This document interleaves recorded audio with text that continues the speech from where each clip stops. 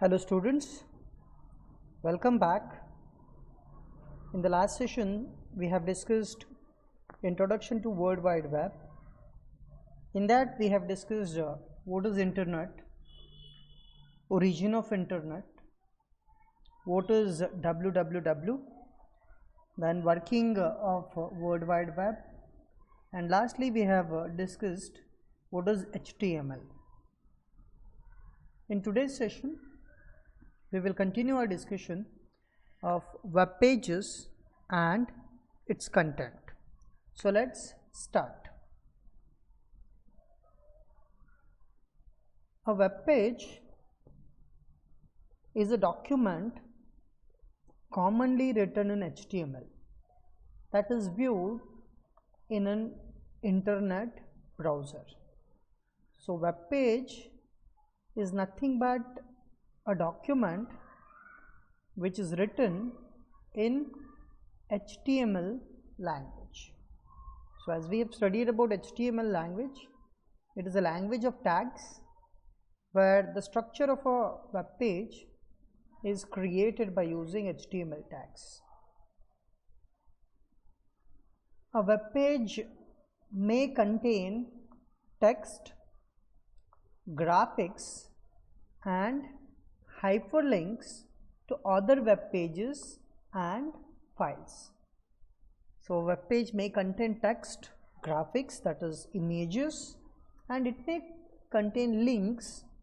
Those links can be used to link other web pages. So that is about web page.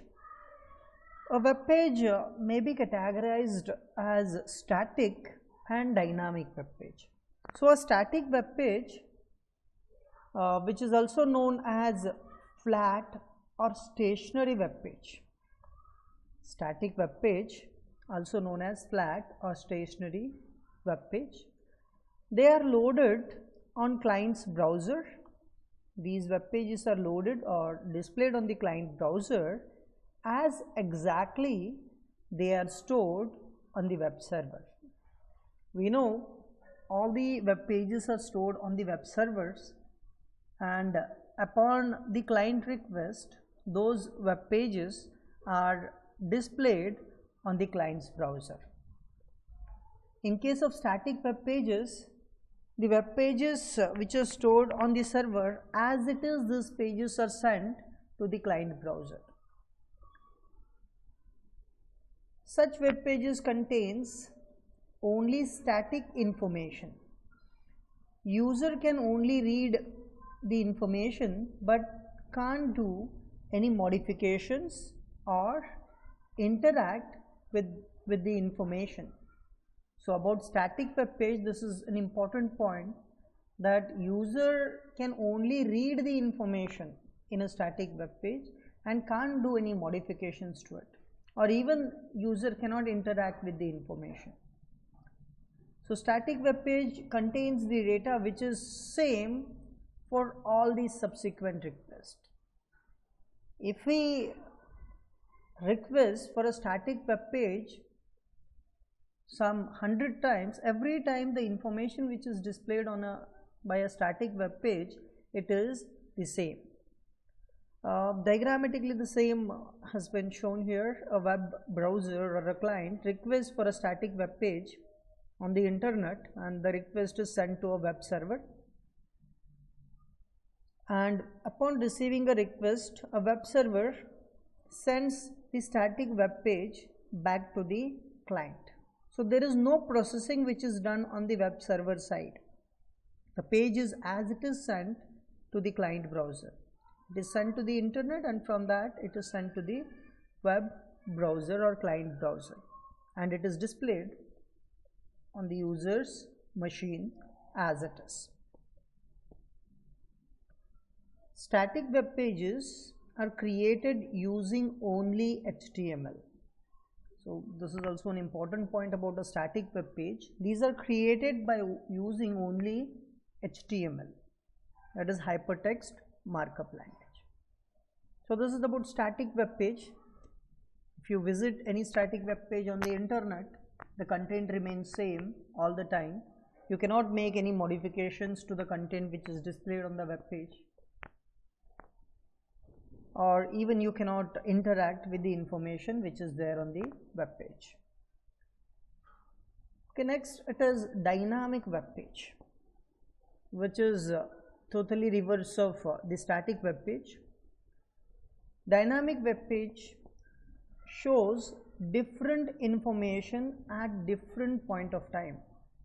So if you visit a dynamic web page, at every visit the information which is displayed on the web page may change, or it may be a different information. Like if you visit any online sales and purchase website, every time you visit the web page, the items which are displayed on the web page may be different, because that page is loaded dynamically. The content is displayed dynamically.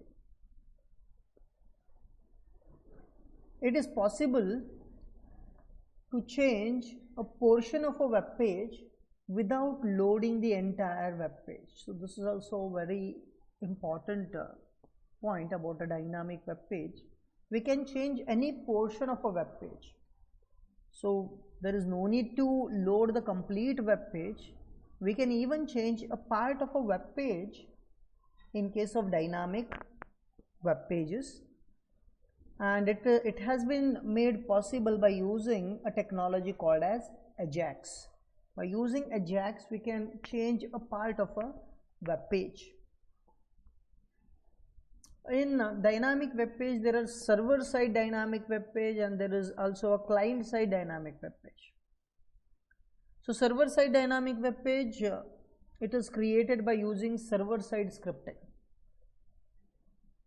In the web client server model, we have server side, we have client side.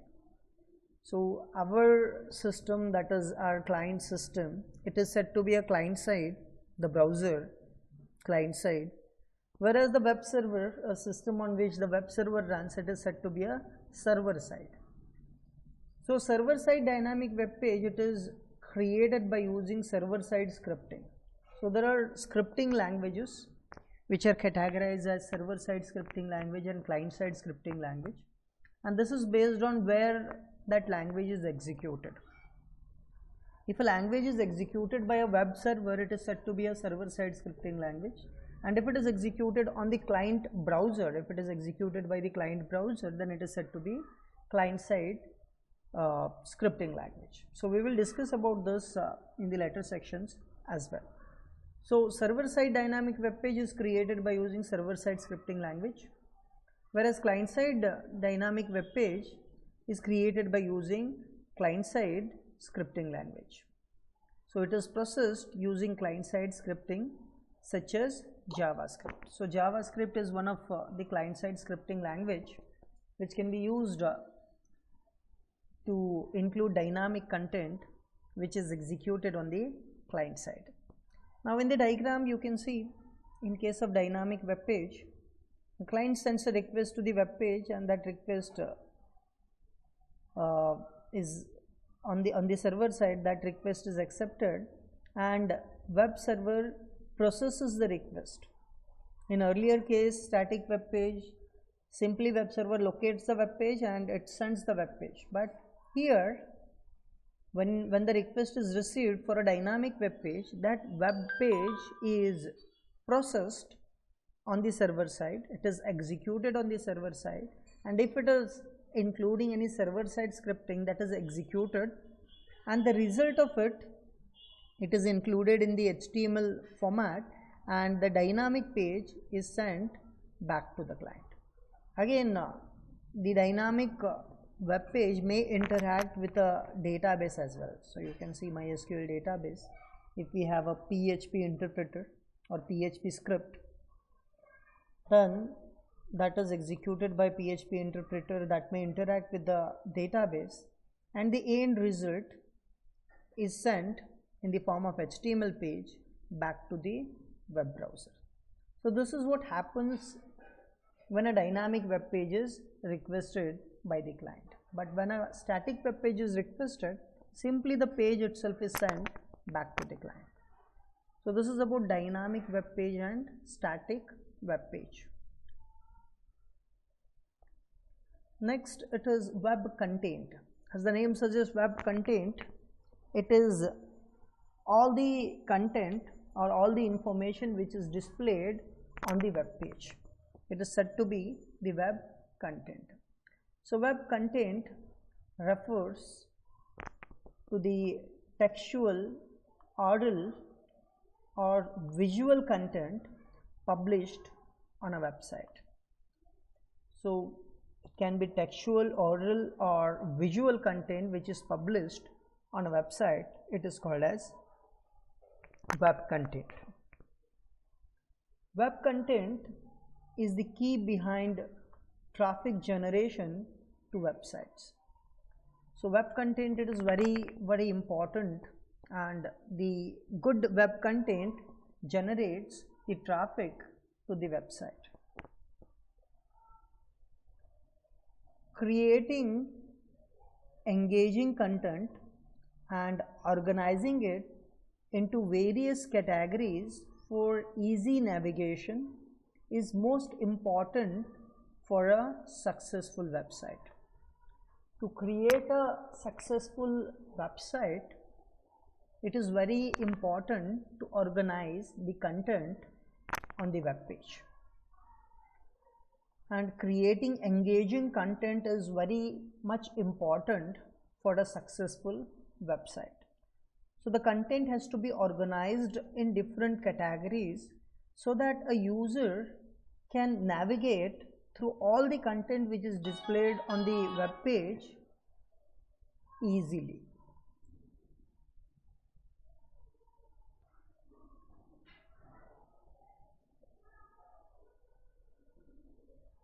There are two basic kinds of web content, and these are text and multimedia. The content which is displayed on the web page can be of two kinds. It can be a text or multimedia. Text, it is a simple text. It is added on the web page as the paragraphs or text blocks or within images. Multimedia, so multimedia refers to any content which is not text. So other than text, all other content is said to be a multimedia content, and it includes animations, videos, audio, images, etc. All this content is said to be multimedia content, so which can be displayed on the web page.